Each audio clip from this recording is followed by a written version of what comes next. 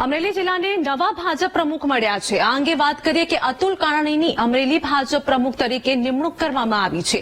ધારી વિધાનસભા બેઠકના કાર્યકર અને યુવા નેતા અતુલ કાનાણી છે। તો આ સાથે જ અગાઉ જિલ્લા યુવા ભાજપના પ્રમુખ પણ અતુલ કાનાણી રહી ચૂક્યા છે।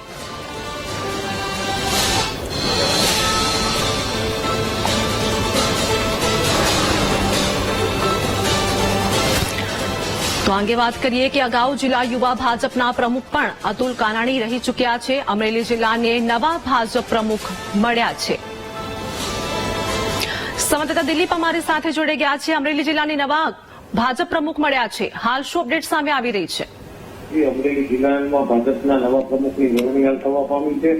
વર્ષોથી ભાજપ સાથે સંકળાયેલા પાયાના પથ્થર એવા અતુલ કાનાણી જે ધારી વિધાનસભા બેઠકમાંથી ધારીમાંથી આવે છે તેમની હાલ નિમણૂક કરવામાં આવી છે।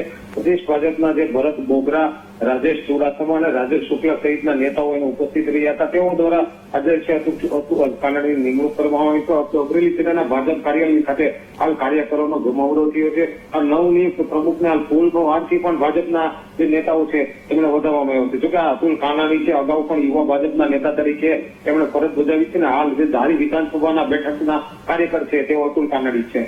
જી આભાર દિલીપ માહિતી આપવા બદલ।